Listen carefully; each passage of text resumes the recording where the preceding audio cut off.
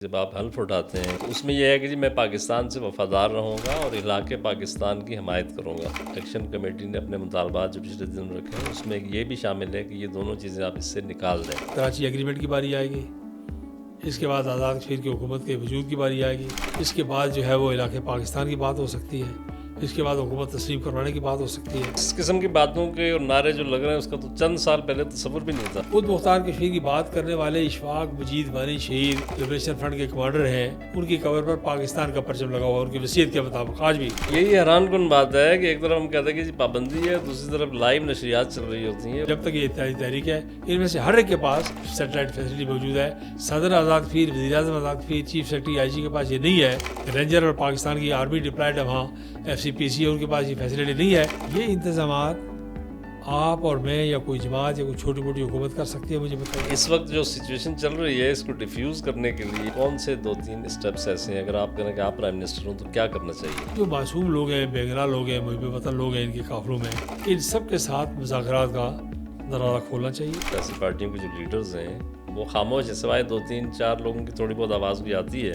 Leadership لوگوں کے پیچھے چل کے نہیں ہوتی، لیڈرشپ لوگوں کے آگے چل کے ہوتی ہے۔ آگے چلنے کا مطلب ہے کہ آپ گائیڈ لائن مہیا کریں کہ ٹھیک کیا اور غلط کیا ہے۔ آپ کو الیکشن ٹائم پہ ہوتے ہوئے دکھائی دے رہا ہے؟ الیکشن ہونے کے امکانات 80% سے زیادہ ہیں۔ میرا یقین ہے کہ جی بی کے الیکشن وقت پہ اور پیسفل ماحول میں ہو سکتے ہیں تو آزاد کشمیر کے معاملات بھی ٹھیک ہو جائیں گے انشاءاللہ۔ سردار صاحب، اسی 12 نشستوں والے معاملے ظاہر ہے کہ آئینی معاملہ ہے، آئین کا حصہ ہے، اسی سے جڑی ہوئی ایک چیز یہ ہے کہ جب آپ حلف اٹھاتے ہیں ایک لیجسلیٹو اسمبلی کے رکن کی حیثیت سے یا عہدیدار کی حیثیت سے، تو اس میں یہ ہے کہ جی میں پاکستان سے وفادار رہوں گا اور علاقے پاکستان کی حمایت کروں گا۔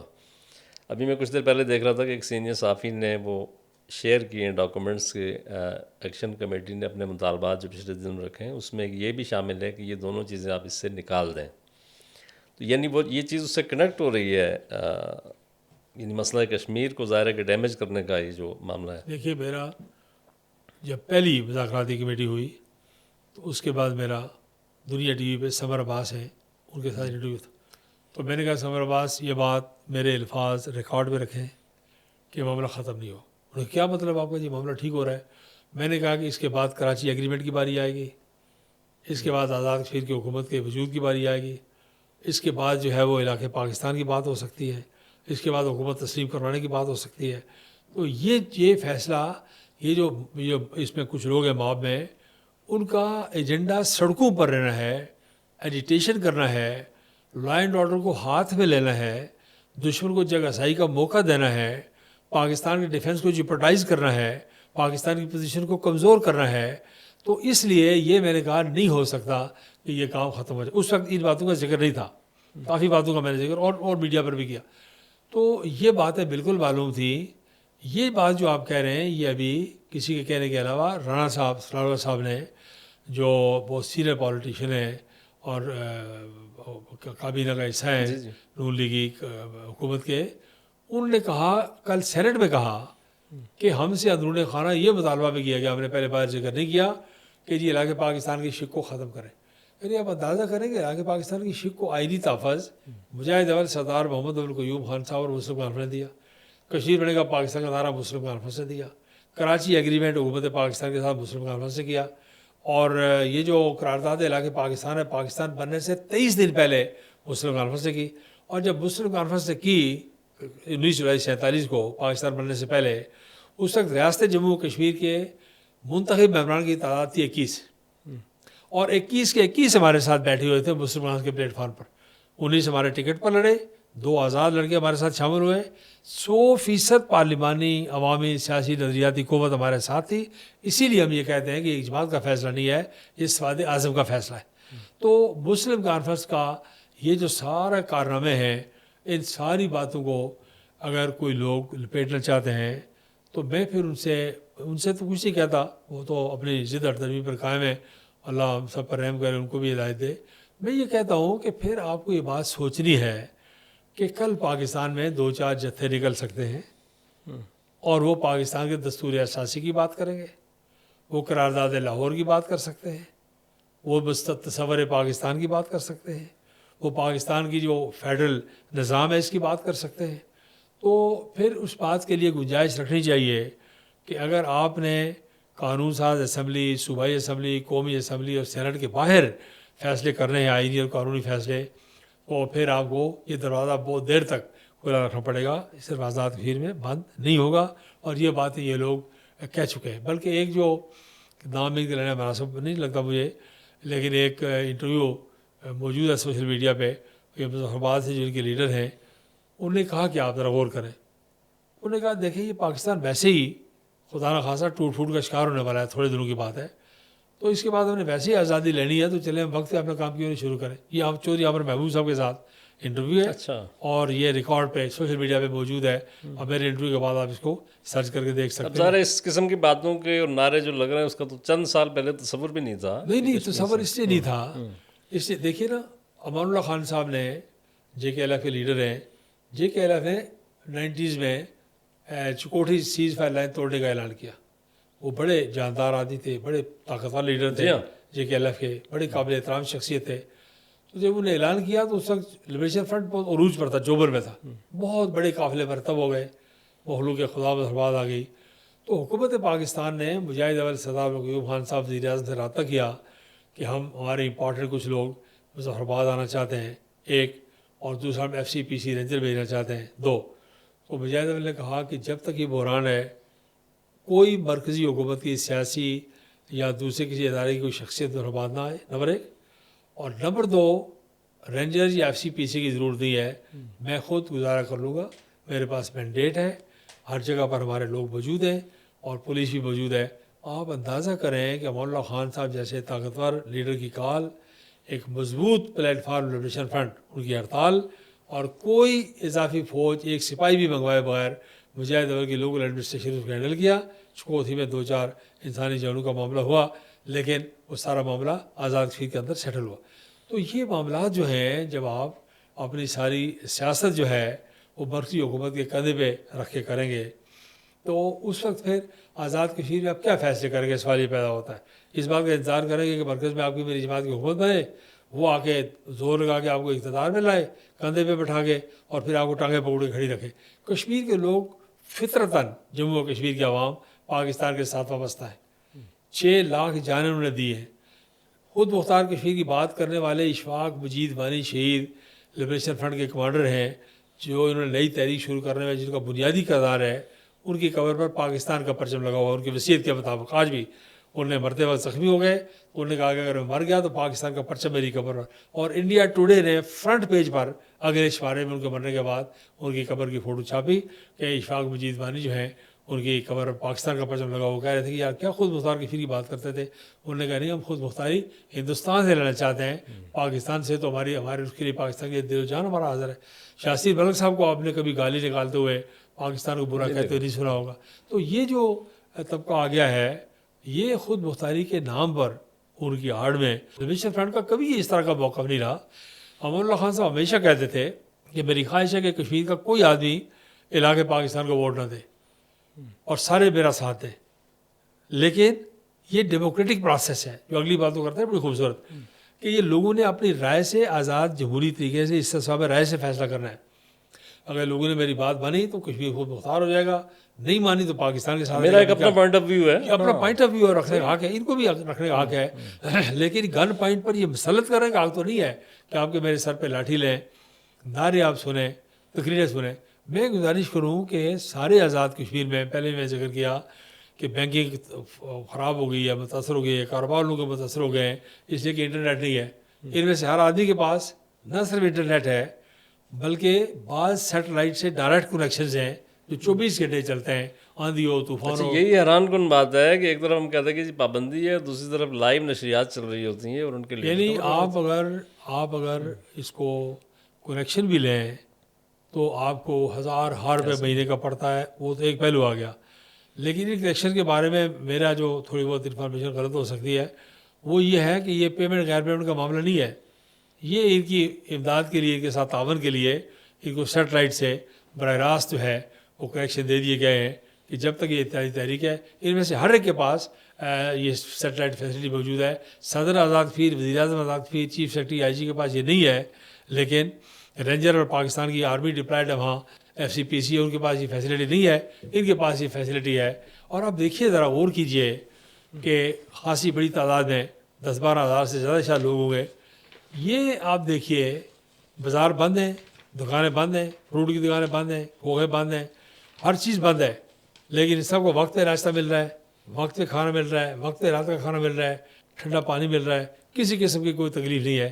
یہ انتظامات آپ اور میں یا کوئی جماعت یا کوئی چھوٹی موٹی حکومت کر سکتی ہے؟ مجھے بتائیے. نہیں کر سکتے. یہ جو فطرت الخوارج کے ویڈیوز آ رہے ہیں, جو غازی شہزاد کا افغانستان سے میسیج آیا, جو فلاں کا آیا, جو جل بخشی ہندوستان کے ٹی وی پر کہہ رہا ہے کہ آزاد کشمیر میں عوامی یکسوئی بڑی مشکل میں, ہندوستان کی حکومت کو مدد کرنی چاہیے. ہمیشہ سے پاکستان جی بی میں اور آزاد کشمیر الیکشن کرواتا ہے, ہندوستان کبھی نہیں بولا. اب کی بار وہ کہہ رہا ہے کہ ہم وہ کلوزلی واچ کر رہے ہیں. اسکول کے فارن آفس نے کہا ہے کہ پاکستان یہ کیا کر رہا ہے جی بی میں اور آزاد کشمیر میں. پچھلے 3 ہفتے سے راجوری سیکٹر میں ہندوستان اور اسرائیل کی مشترکہ فوجیں اس بہانے سے ہے کہ جی 2 مجاہدین لیڈر اندر آ گئے ہیں, ان کو ہم تلاش کر رہے ہیں, لیکن بالکل ہمارے دروازے کے اوپر بیٹھی ہوئی. کس لیے بیٹھی ہوئی ہے؟ کس بات کو مانیٹر کر رہے ہیں؟ اگرچہ ان کو تسلی ہونی چاہیے, خاطر جمع رکھنی چاہیے, انہیں پتہ ہونا چاہیے کہ بنیانہ مرسوس ابھی ختم نہیں ہوا, اگر ضرورت پڑے گی تو کسی وقت بھی حرکت میں آ جائے گا. پہلی زخم ابھی تک چاٹنے سے نہیں تھکے. تو میں کہنا یہ چاہتا ہوں کہ یہ ساری باتیں جب آپ ملا کے دیکھتے ہیں تو پھر کوئی گنجائش باقی نہیں رہتی کہ اس ایجنڈا کا تعلق آپ کے میرے ساتھ ہے, کشمیر کے ساتھ ہے, پاکستان کے ساتھ ہے, یا یہاں سے باہر کے ساتھ ہے. تو اس لیے سردار صاحب آپ 2 بار ظاہر وزیر اعظم رہے, آپ اپوزیشن لیڈر رہے, 5ویں مرتبہ آپ منتخب ہوئے ہیں, 7ویں 8ویں مرتبہ. تو اس وقت جو سچویشن چل رہی ہے اس کو ڈیفیوز کرنے کے لیے اور اس کے لاجیکل کنکلوژن کی طرف جانے کے لیے کون سے 2-3 اسٹیپس ایسے ہیں؟ اگر آپ فرض کریں کہ آپ پرائم منسٹر ہوں تو کیا کرنا چاہیے؟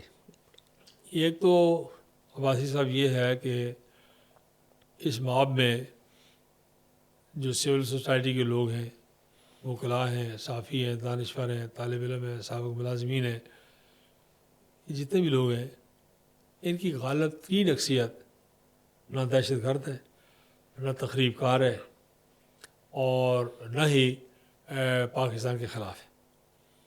اور یہ ہم نے اسپیس دے دے کے ان لوگوں کو ہیرو بنا دیا, اور لوگ یہ سمجھتے ہیں کہ یہ پاکستان میں بجلی 40-50-60 روپے مل رہی ہے, ہمیں 3 روپے مل رہی ہے ان کی وجہ سے, تو ان کا ساتھ دینا چاہیے وغیرہ وغیرہ. اس لیے جو معصوم لوگ ہیں, بے گناہ لوگ ہیں, محب وطن لوگ ہیں ان کے قافلوں میں, ان سب کے ساتھ مذاکرات کا دروازہ کھولنا چاہیے اور ان کے ساتھ بات کرنی چاہیے. اور ان کو آئسولیٹ کیا جائے جو لوگ دوسری بات کر رہے ہیں. اور جو لوگ اسٹیٹ کی ریٹ ماننے کے لیے تیار نہیں ہیں, جو پاکستانی فورسز دیکھیے 2 بات ہے, قرارداد علاقے پاکستان بنیاد ہے, کراچی ایگریمنٹ بنیاد ہے, اور عالمی قراردادیں بنیاد ہیں کہ عالمی برادری نے, اقوام متحدہ نے پاکستان کو آزاد کشمیر اور جی بی کے ڈیفنس, کرنسی اور فارن افیئرز 3 باتوں کی ذمہ داری ان کے سپرد کی ہے. تو یہ ایک عالمی ارینجمنٹ کے تحت ہے.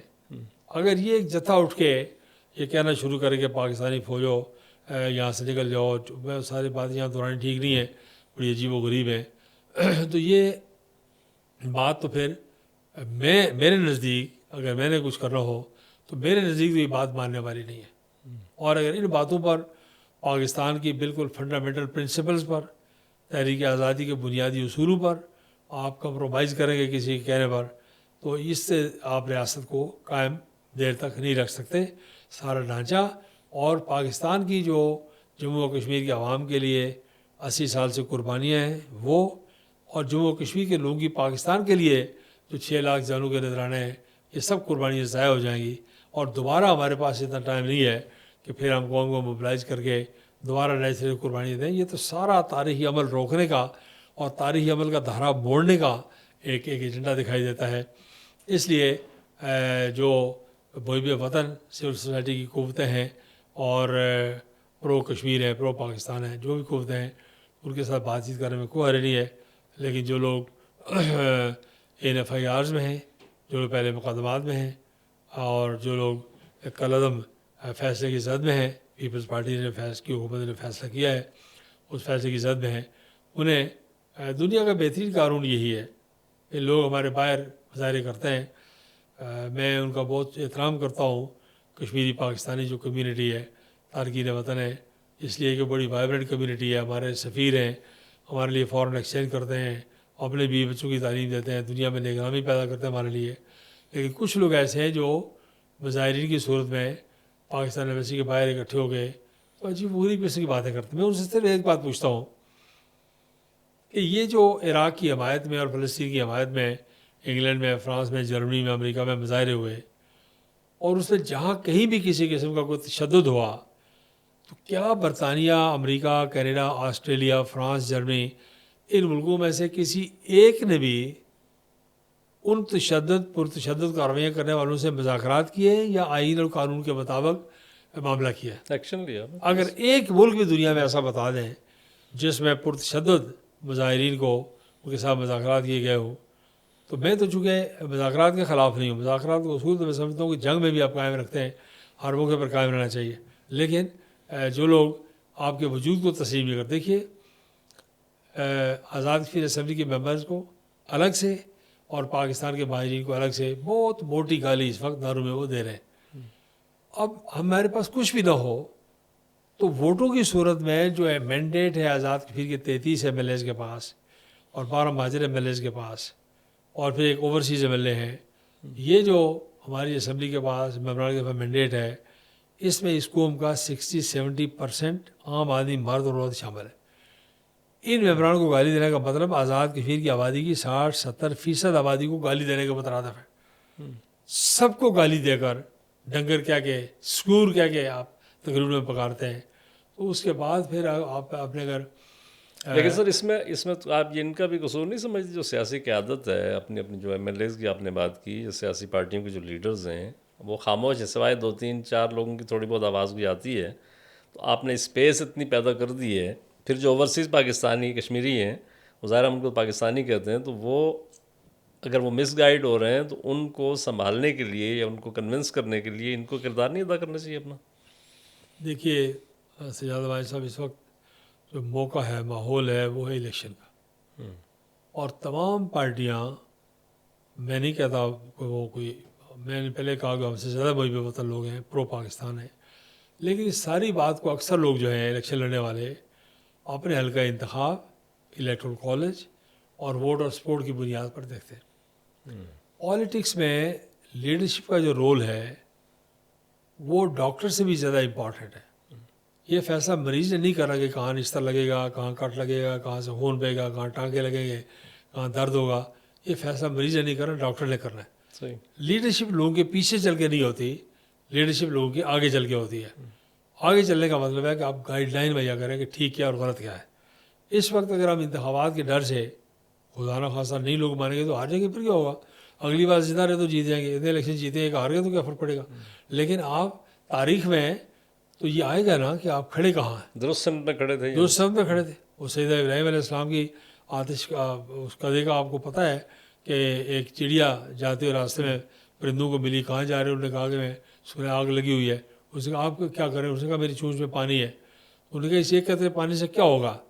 تو انہوں نے کہا اس پہ ہوگا کچھ نہیں, لیکن قیامت والے دن 2 فریق جب اٹھیں گے, ایک سیدہ ابراہیم علیہ السلام کو جلانے والا اور ایک ان کو بچانے والا. تو میں ان سیدہ ابراہیم علیہ السلام کے ساتھ اس چڑیا نے کہا میں بچانے والوں میں اٹھنا چاہتی ہوں. تاریخ میں اگر آپ نظریے اور عقیدے پر قائم رہنے کے لیے قربانی کی ضرورت نہ پڑتی تو کائنات کی افضل ترین فیملی جو ہے وہ کربلا میں شہید نہ ہوتی, کمپرومائز کر لیتے کہ جی پبلک اوپینین کیا ہے اور پاپولر اوپینین کیا ہے. اس وقت ہم پاپولر اوپینین کے ساتھ ہے یا نہیں ہے, لیکن ہم کریکٹ اوپینین کے ساتھ, ہسٹوریکل پوزیشن کے ساتھ, ملک کی آئیڈیولوجیکل پوزیشن کے ساتھ اور اپنے فیوچر جنریشن کے ساتھ کمٹمنٹ کے ساتھ ہمیں کھڑا ہونا ہے. اور یہ ہم سیاسی کارکنوں کا کام ہے.